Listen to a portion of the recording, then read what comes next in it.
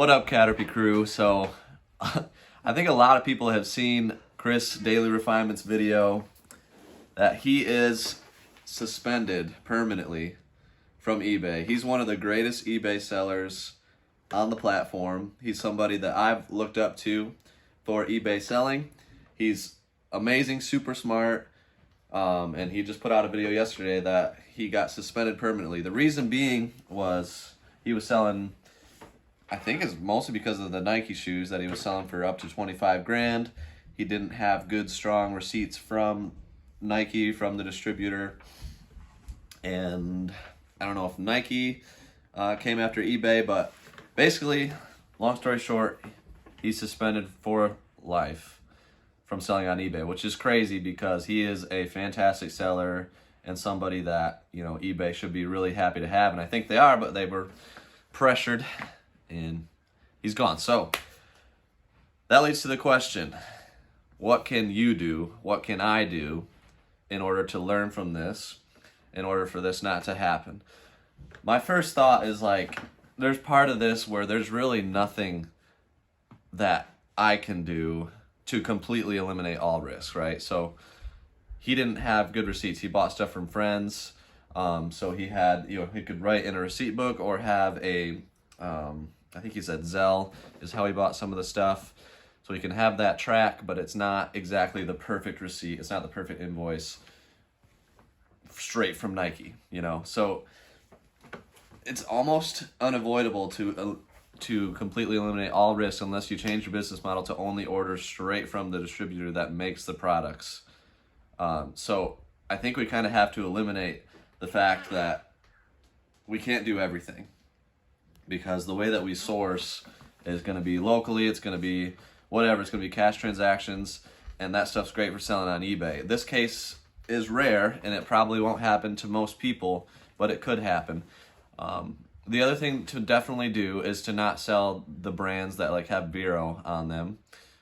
So like OtterBox, Velcro, I can't remember all of them, but there's a list of those things. Make sure you're familiar with it and just don't sell those things. That's one easy thing to not do. So keep a list of that stuff handy and make sure not to sell it. Maybe we'll find it and put it in the link or description somewhere. Yeah, we can maybe get a little list of the main ones. Yeah, it's pretty crazy. Like, it's kind of got me shook that he got kicked off of eBay. But really, it's something that I've been saying and that I've been implementing in my business for a long time, is just diversification to reduce risk. And I mean, Chris is going to be fine. He's going to start a store. He's going to do something. He's super smart. He'll be good. He's owning it, and he's going to kill it. So I'm excited to see what he does. But for some people, it might just completely take your business down if something like this were to happen. Like, for example, I've been suspended from Amazon temporarily multiple times, usually because the customer starts an inauthentic claim for something that they bought because they want to get a refund without paying any shipping. That's happened a few times, and if you get enough of those, Amazon can shut you down and will shut you down. And I've been shut down another reason for 10 full days because I had other people on my buying account, like family members, and they started a fraudulent charge on their credit card, which was actually something that wasn't fraudulent. And that got the account shut down for 10 full days. And this definitely affected my business. And this was like 2 years ago when Amazon was 90% of my sales and eBay was only 10%. So I felt it.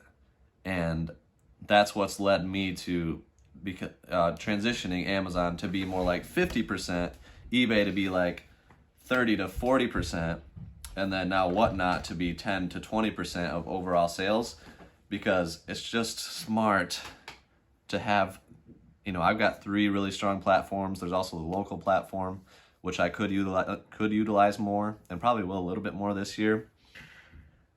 But yeah, that's the key, is to diversify as much as you possibly can. The odds of getting eliminated from all 3 platforms are extremely low. So you gotta be doing something really wrong if that happens. Like you done messing up if that happens, and maybe you don't really have what it takes to do this business if you got eliminated from all 3 at the same time. But Yeah, so that's what I suggest doing, is just like building up multiple different platforms. Yeah, build up eBay, but simultaneously work on getting ungated and things on Amazon, and then try to apply for Whatnot or sell on Mercari, or do all these kinds of things. Make as many local connections as you possibly can. Sell with local auction houses. This is something that I called an auction house last week, and we're actually going to try to work with a local one, and buy a big collection and then just put it right in the auction house and see what happens. So all this kind of stuff collectively makes it a lot less risky, to where if we were to get kicked off of eBay tomorrow, it would suck. But in that case, I would just go crazy with Amazon. I would go crazy with Whatnot. I would go crazy with local sales, flea markets, and make up that ground in other areas. And I think that's what Chris is going to do, but still, it's crazy. He had millions of dollars in sales on eBay every year, and it's gone. Yeah. So does this mean that people can't sell high dollar things on their stores? No, but I would say to understand the risks, especially if you're selling key brands or really hot brands that can have issues. Like Nike has always traditionally kind of been a tough one, because there's so many counterfeits, there's so many fakes of the high-end shoes, so it is a risky thing to do. So if you're selling something that's commonly counterfeited for a lot of money, understand the risks, and consider other options. I would say, like, consider the local cash transactions or whatever that is. We do have a lot of high-end items on our store. Our average sale price this year is $84 per item. And we just listed a bunch of graded games. Yep. So we've got, and a lot of those were bought from collections. They were bought, I obviously I didn't buy it from Nintendo in 1987 and have had it all this time. So, like, it's not foolproof, but I would say keep records as good as you can. We use Google Sheets. We've got receipt books for all cash transactions. Do everything that you can, so if something does come up, you have as much as you possibly can for records and all that. But at the end of the day, just understand the risks. Understand that nothing is foolproof. Nobody's above getting eliminated from a platform. But put yourself in a position to where if you were to get eliminated from one of your platforms, you would still be okay and can build up the other ones quickly. Cool. I think one more question people were having is there any current risk to selling video games just on eBay? Like the average video game seller, is there anything for them to worry about? I personally don't think so, but... Right now I haven't seen a ton of things. I would say the most obvious things not to do are selling reproduction cartridges. Mm-hmm. I would avoid that, even if they're like kind of like they're not even real games, but they're made as fan games, and they're not like, you're not trying to sell something as authentic that's not. I just wouldn't sell any of that kind of stuff. I would say like officially licensed, like limited run games and stuff like that are fine, because that's just a whole new thing. It's different.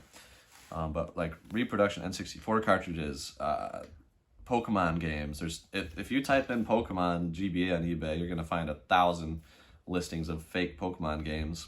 You can't sell those on Amazon because they've eliminated that, because it leads to a bad experience for the customer if they think they're getting something real and it's not.